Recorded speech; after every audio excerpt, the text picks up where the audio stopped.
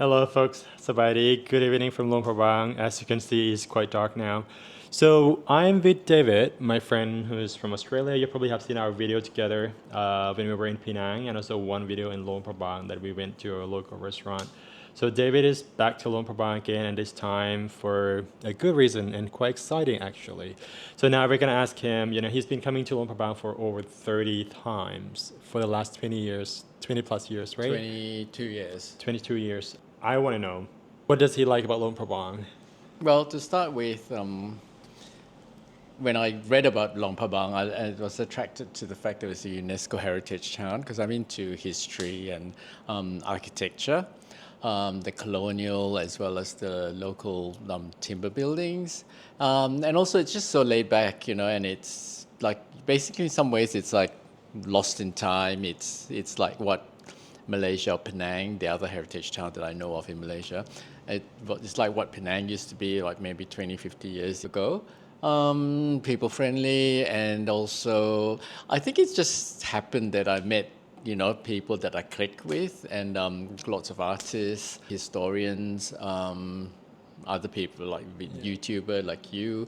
So it's great. So I've over the years, I think it's about 30 times, 28, 30 times maybe I've been here. And when it doesn't take long. I check into a hotel, and next thing you know, I take a walk out, and then it's like, oh, hi, you're back, and everyone, people just say, yeah, small town. People just would say, welcome home, and it does feel like home. Yeah.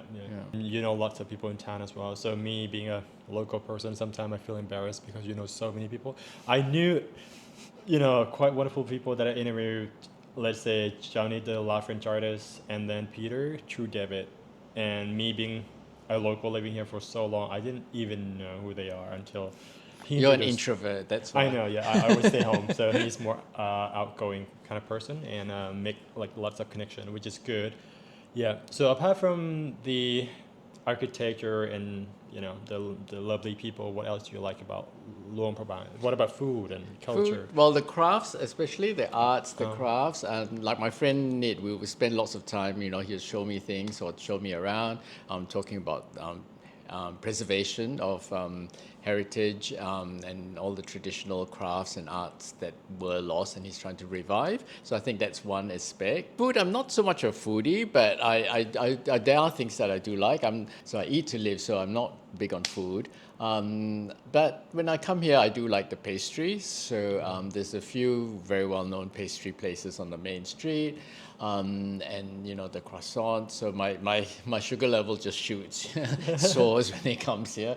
Yeah, I'm pescatarian, which is I'm a seafood eater. I don't eat meat. I can be mostly vegetarian. It's just that my doctor reckons I should eat protein of sorts. So that's why I've opted for fish.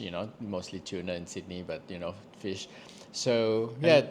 And that is easy enough for you to find such food here in Luang Prabang? Oh yeah, like it's vegetarian food and. I mean, people just think. I mean, I thought that too. Like when I first came, there were fewer restaurants, but my first thinking was, oh, it's such a laid-back town. Like no one's heard about it. But honestly, the food scene, it's amazing. Like the friends I've brought, or friends I've referred, they just say, wow, you've got the street food all the way up to 5-star restaurant food. Italian, French cuisine, you name it. Thai, You name it, yeah. Lao, I mean, even I don't drink alcohol, but even my friends were quite amazed, like the variety of good wines as well. Yeah. Like my niece who's vegan, she came with a vegan friend like a couple of months ago. I just thought you're just gonna starve, but I got a few names, so I started finding out more and more, and so there are quite a few. I think there's 2 major vegan places, Grasshopper and is it Little Bird or some 2 Little Birds. But apart from that, there's also lots of vegetarian meat options in restaurants. Yeah. And I was going to say, I mean, the thing that my fallback is if I go to a local, it's just be like a pad thai, stir fried, or noodles with veggie and tofu. Yeah. Like you said, most of Lao or Thai food we use lots of fish sauce. So for those who are strictly vegetarian, then you can ask them to not put it. Yeah, just remember, yeah. Yeah. I mean, early days it was a bit more difficult, like because they don't know what to do with vegetarian food, so they used to put lots of salt in it. But it's fine now, you know. I haven't had that problem with salt, too much salt of late. Yep. And I bet that you have been in Luang Prabang both during the high and the low season. Can you compare, the price differences between the two seasons? Like, let's say a hotel room, how much does it cost during the high and then versus the low? I'm not a high-end person, so I think I tend to be a bit more budget, but obviously there are people who are even more budget than me. But I tend to go, like, there's a really nice guest house I've been going to for close to 20 years now. I brought my yoga group, and I've actually referred other friends as well. Actually recently, a few months ago, my schoolmate came. He stayed in that place too. So basically it's your own room. You either twin or double. Aircon, your own bathroom, hot water, shower system, all that you get. And low season, when Vincent and I came, that was like $15. The room's quite nice. Yeah, it's quite spacious, isn't it? Yeah, And they clean, all that, and very centrally located. I booked the room for my cousin in 2 weeks' time, which is the Light Festival, and that's not even high. I think that's more shoulder. Yeah, that's the beginning of the high season. Yeah, and so how that's much? $45 US. $45. I guess what high season would be 55 $55. Yeah. Oh, okay. Yeah. But the good thing about Luang Prabang is they have varieties of accommodations from $5 hostels to $1,000 per night. I mean, you can opt to, like with mine, although mine offers breakfast, I don't really like the breakfast there. Okay. But so even for $15, you can actually get breakfast. Has things got expensive compared to before? It has, but it's only natural, I feel, that it has. Although the other day, I think sometimes in the back of my mind, I'm coming to Laos, everything's cheap, cheaper. And then yesterday I bought a coffee, and I think my latte was like 45, 50,000, which is $2.20, US. And I think it used to be like 35 before or something, But I know I've been reading, and overall coffee, the global coffee prices have been going up anyway. Yeah, especially milk here. Milk is so expensive. Oh, okay, yeah. Croissants, like with Benetton, I think the plain croissants are maybe like 25 even? 28,000, which is $1, just over $1, isn't it? Yeah. And then we've got like pizza that we had yesterday. It's from Cafe Banvat, my go-to place, which is on the main street. The pizza was like 109,000, which is like under $5 actually. Yes, and it's good pizza. It's the exchange rate. I exchanged some money today. It's 21,500 kip to $1. USD, yeah. Okay. Yeah, if you go to an Italian restaurant in town, that would cost a little bit more. Let's say Lao Italian kitchen, one pizza would cost at least 150 to 250,000, depending on the size and what you get in it. But obviously, I mean, if you go to a local place, then it's the local dishes. Like I think the other night was, I can't remember how much that was. I had a stir-fried noodle. That's right. They called it Pad Lao. So okay, what's the difference? And it's very similar to very Pad similar, Thai. but in the egg sort of wrapped around. Yeah. That's interesting. And that was about, I don't remember, 45, 50? No, 50, no, it wouldn't be 45. Would it be 50? No, would it? No, I think it's $40. 40,000. 40,000. Yeah. So it's about $2. Yeah. Yeah. Less than $2. Yeah. So I had tofu and veggie. Yeah. You see, can you tell us about this visit in particular, especially here in the building that we are sitting now? As we can see, some nice art behind in the background. We have to point out that's part of your work. Okay, I'll go into the story. Yes. Okay, so I'm an artist. I used to be an architect. And so I've actually been exhibiting in Luang Prabang only because it's been easy, because my good friend Chow Nit that I met like 20 years ago. The one that I interviewed. Yeah, the one that you interviewed. I met him like 20 years ago. We just hit it off. Like we had so many things in common, and one of the things is I stencil using contemporary stencil work, whereas he does more traditional, and he's been restoring temples. So then I started to volunteer and stenciling in temples, and then since then we've been exhibiting. Not major, like I don't make huge amounts of money, but so we've been exhibiting in Malaysia. Penang is a like Georgetown Festival, like a festival there, and then we went to New York, which is part of the Laos Symposium. And then we've been exhibiting at his grandmother's villa in Luang Prabang, and then Rosewood offered an artist residency. So Rosewood, the 5-star that you're talking about. Was it 2 years ago? 2 years ago. Since then, it's like it's just amazing. Like just the people I meet through him, and then I met this amazing monk. He's doing architecture as well. He's got an interest in the arts and architecture. And so the amazing thing is that in the last few years, Nid actually trained this group of monks up to actually help him stencil and preserve and even to archive the traditional stencil designs. And so now they've taken on the role of preserving the temple restoration. That's wonderful. So there are not many young Lao people who would be interested in that kind of thing, and the fact that Ned is helping them to teach them this. It's I think it's great, Yeah, 'cause yeah. last year I collaborated with them, and they had we had an installation at Wat Siputabat, which is Yeah. where Satu Obi is based, Yeah. and it's sort of like in the middle of town. Yeah. Lovely. It's actually 3 temples together, right? Yeah. Two, actually. Okay. Lovely temple there. So we did that last year, and mind you, I liked exhibiting here. Usually people ask when, and I'll just say Light Festival time. It's the most amazing time of the year.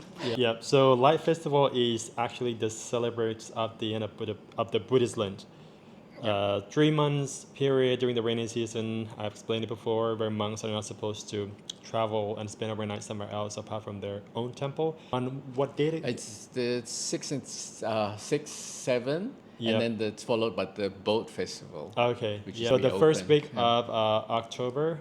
So if you're, planning your trip to Luang Prabang next coming week, you'll get to see it. It's like David said, it's the most beautiful time of the year. The temples get lit up with, Yeah. and it's not high tech. Like it's not like in Sydney you use drones and you use It's whatever all traditional technology. lantern and all handmade, using recycled candles and cans and whatever. Or biodegradable plants. Yeah. And, The big day was on the 8th. On the 8th. On the Yeah. 8th is the big day. So basically, when I say Light Festival, I guess there's actually 2 festivals. Yeah. So the Light Festival is the end of the Buddhist Lent, and that's like, it's actually on the 7th, but they start lighting up like the 6th and 7th. Mm-hmm. And then the 8th is actually the boat parade. Yeah.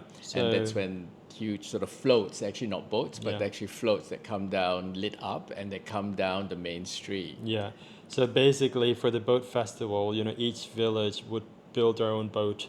Usually, they build using bamboo, in different shapes. Some dragon, others may make it into like a swan shape, or it could be any kind of shape. And then they will parade it from the end of the night market on the main street through Wat Sieng Tong in the evening.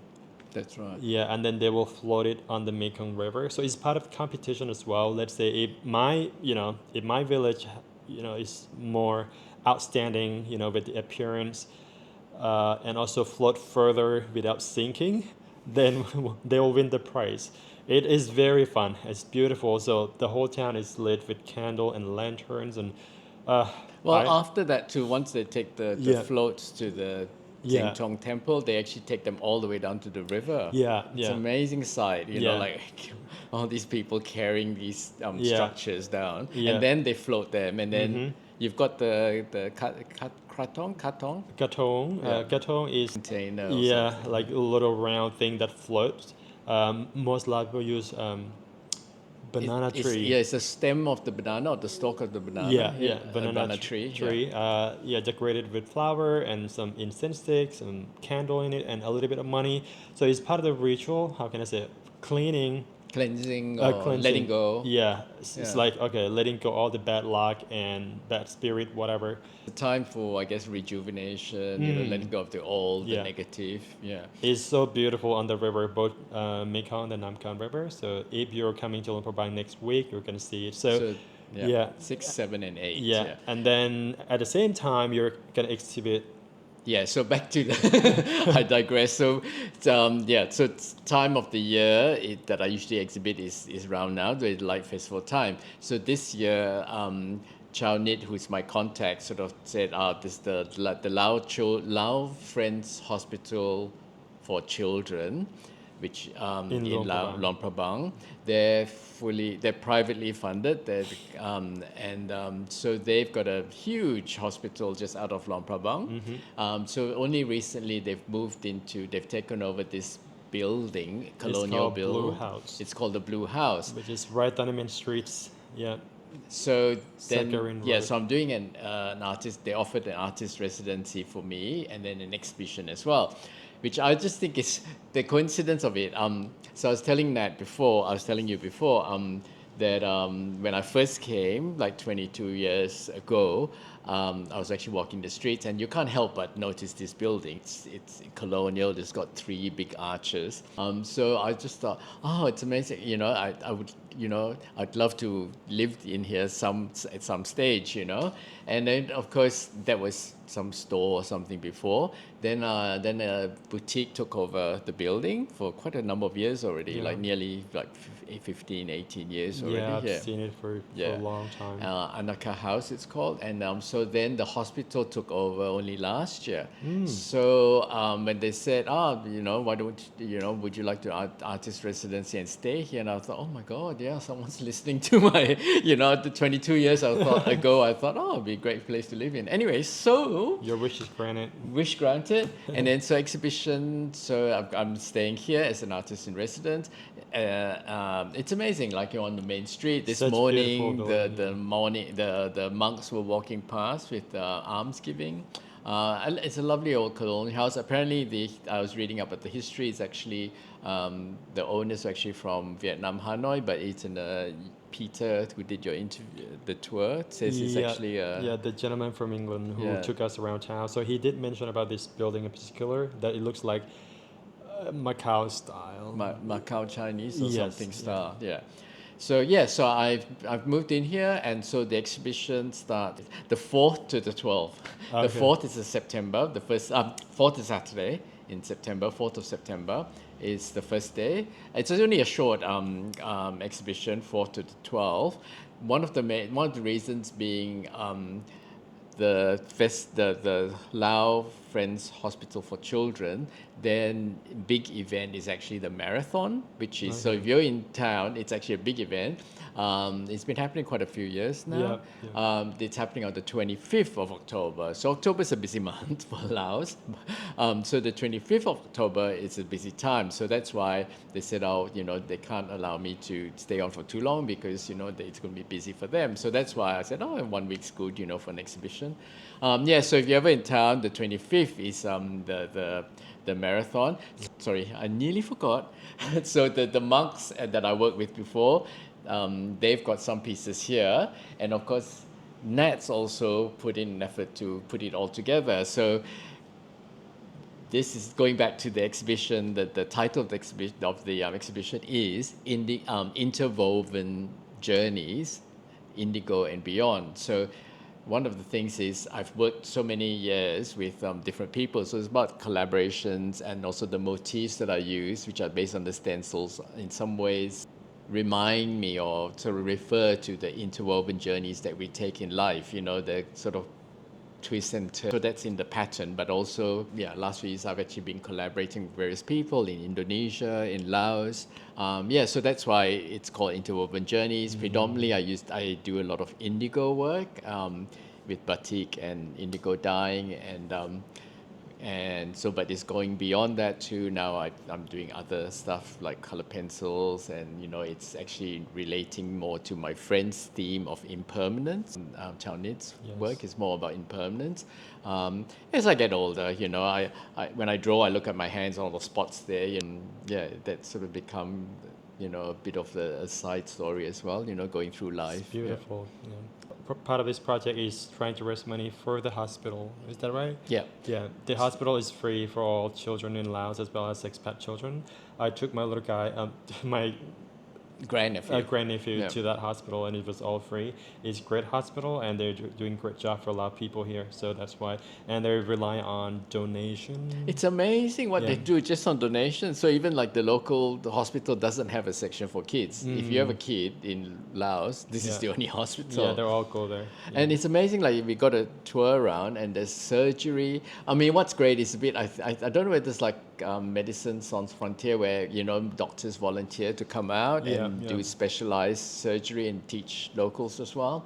So every now and then you got specialized surgery is happening, surgeons coming in. So you got surgery theater, you have like, I think even like development room. yeah, like speech therapy, Yeah.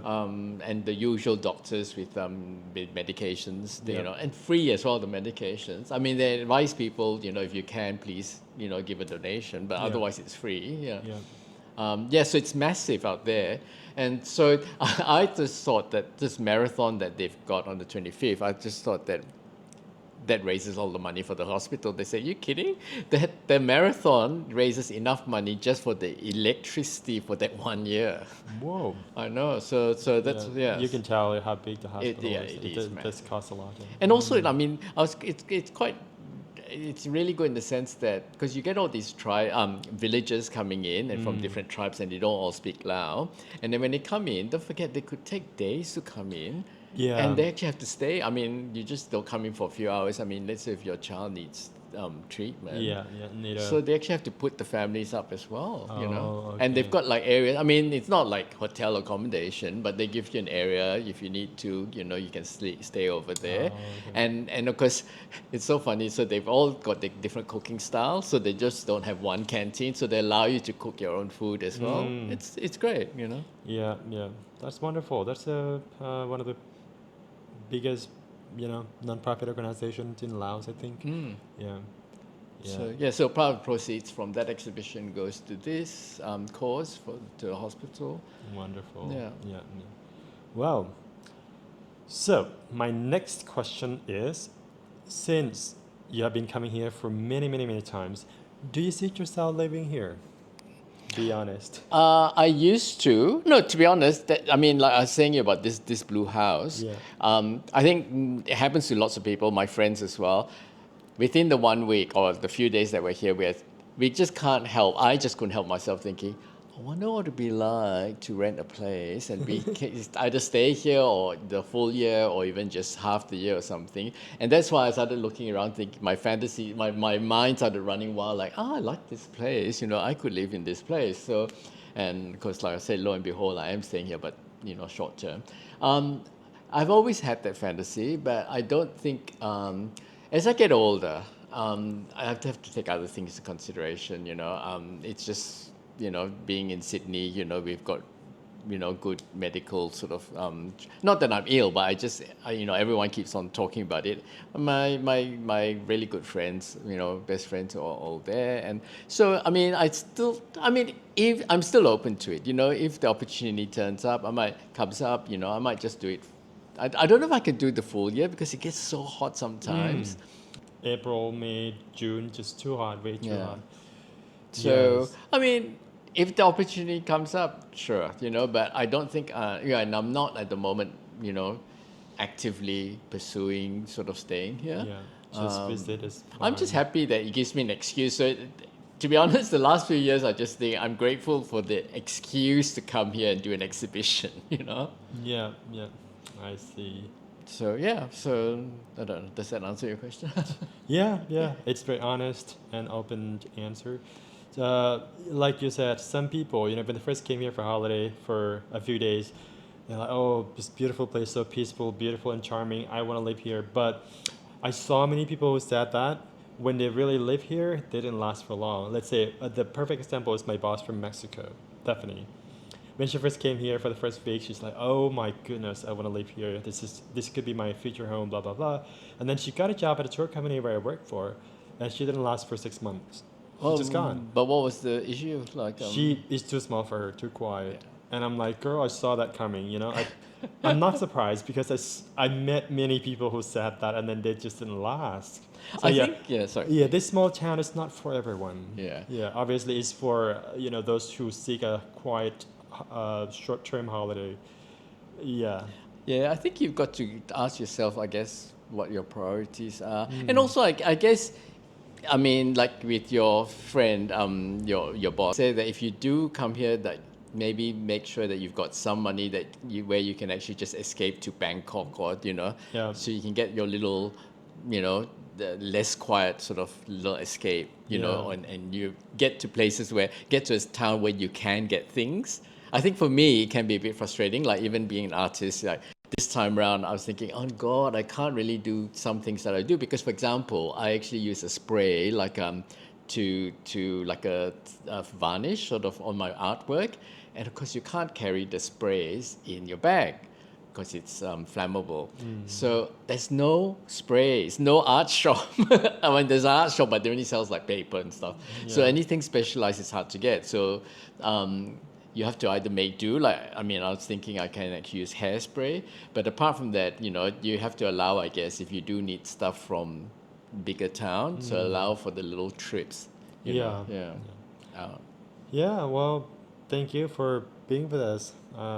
you're welcome. Yep, this is our fourth take, and I hope it works. Pretty. Yeah, we have been taking it over and over again, and we get a little bit exhausted. And the last one the talking was very good, but we look fat and miserable, so we decided not to take that. This is one of the challenges of being a YouTuber. Sometimes you just forget the words that you're gonna say, and hello, YouTube, welcome to my people, and stuff like that. It happened to me all the time. So anyway, But it's also the lighting that I was yeah, saying. the Yeah. lighting and yeah. Especially with But art. I hope this one is good. So yeah. Okay. Yeah. Thank you. You're welcome. Have a good night. Thanks, everyone. Come over. Come over. Bye. Support the hospital. Yes.